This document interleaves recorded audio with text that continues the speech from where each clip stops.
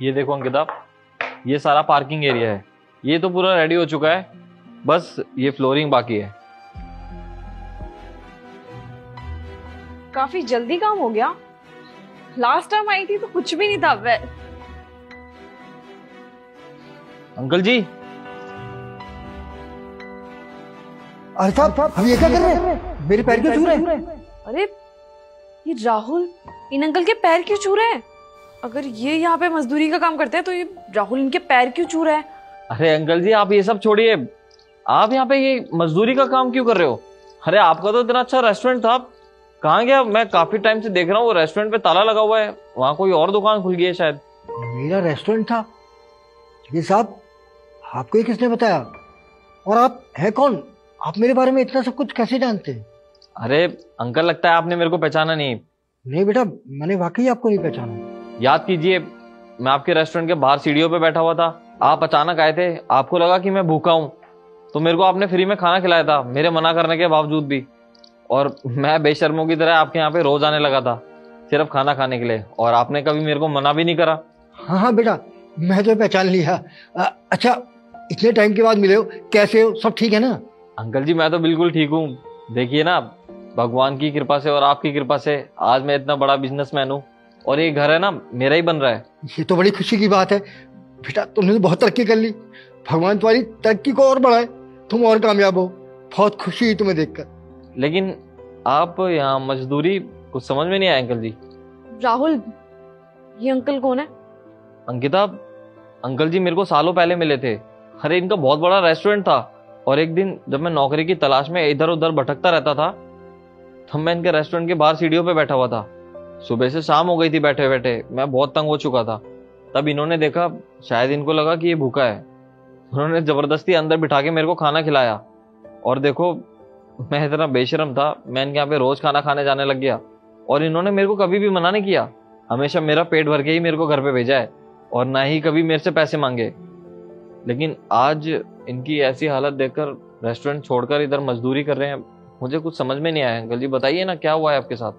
बेटा, पुरानी बातों को याद करने का क्या फायदा? छोड़ो बेटा, जो किस्मत में लिखा है होता तो वही है ना। मैं भूल चुका हूँ सब बातों को, तुम भी भूल जाओ। अंकल जी, अपना होने के नाते बता दीजिए, आपने मेरी इतनी मदद की है, मेरे को आपको ऐसी हालत में देखकर अब बिल्कुल भी अच्छा नहीं लग रहा, सच कह रहा हूँ। क्या बताऊं बेटा, सब कुछ अच्छा चल रहा था। मेरे परिवार में सिर्फ मेरी पत्नी थी, मेरा बच्चा तो कोई हुआ नहीं। खैर जो भी था, मैं अपने परिवार में खुश था अपनी पत्नी के साथ। लेकिन कहते हैं ना कि किस्मत का लिखा नहीं बदलता, जो किस्मत में लिखा है वही होता है। और बुरा वक्त आने में टाइम नहीं लगता, कब अच्छा वक्त बुरे वक्त में बदल जाए कौन जानता है। बेटा, मैं और मेरी पत्नी मेरा रेस्टोरेंट चलाते थे, अच्छी खासी इनकम थी, सब अच्छा था। लेकिन अचानक रेस्टोरेंट में ही मेरी पत्नी को हार्ट अटैक आया, और मैं उसे लेकर बहुत बड़े हॉस्पिटल में गया।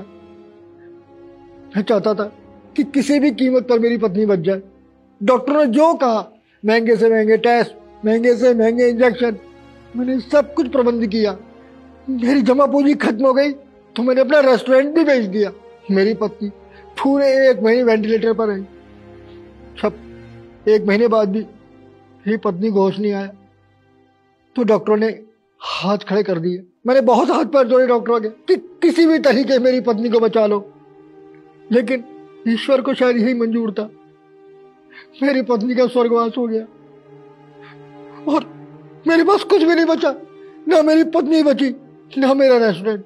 तो क्या करता? बुढ़ापे में और कोई काम समझ में नहीं आया, तो जो छोटे मोटे काम मिल जाते हैं वो कर लेता हूँ, चाहे मजदूरी का हो, यहाँ तक कि मैं रिक्शा भी चलाया। और बेटा, वैसे भी मेरे को खाना बनाने के अलावा कुछ भी नहीं आता था, और कोई काम करना नहीं आता था, तो यही काम करना पड़ रहा है। बहुत शौक था मुझे खाना बनाने का, इसीलिए अपना रेस्टोरेंट खोला, जहाँ मैं खुशी से अपने मनपसंद खाना बनाया करता था और अपने ग्राहकों को खिलाया करता था। नहीं रहे वो दिन, ना लगता है कभी वापस आ पाएंगे। हाँ बेटा, जो किस्मत में लिखा है वो कर रहा हूँ। जिंदा रहना है ना, पेट तो पालना है। अंकल जी, जान के काफी दुख हुआ कि आपके साथ बीते समय इतना सब कुछ हो गया। देखिए अंकल जी, मुझे लगता है सब भगवान की ही मर्जी थी, उन्होंने ही जानकर आपको मेरे पास भेजा है। ताकि मैं आपका एहसान उतार सकूं। एक समय था जब मेरा समय बहुत बुरा था और आपने मेरे बुरे वक्त में मेरा इतना ज़्यादा साथ दिया है, मेरे को कभी भूखा नहीं सोने दिया। तो आप बताइए मैं आपके लिए क्या कर सकता हूँ। साहब आप भी मेरे लिए क्या कर सकते हैं? मेरी उम्र कितनी बची है? जो बुरा लगता है, जो अच्छा वक्त था वो गुजर चुका। हम मेरे नसीब में यही दिन देखने के लिए लिखे, तो देख रहा हूँ। बस जब बुलावा आएगा मैं भी चला जाऊंगा। हाँ राहुल, नितेश ने अभी भी एक न्यू रेस्टोरेंट खोला है ना, और वो वैसे भी कह ही रहा था कि उसके पास वर्करों की कमी है। और जब अंकल इतना अच्छा खाना बनाते हैं तो अंकल का टैलेंट इस तरीके से वेस्ट करने की बजाय आप अंकल को वहीं पे भेज दो ना। अरे हाँ अंकल जी, मेरे दोस्त ने अभी अभी नया रेस्टोरेंट खोला है। आप एक काम करो ना, आप उधर शेफ का काम कर लो। और आपके हाथ का खाना तो लोग कितनी दूर से खाने आया करते थे।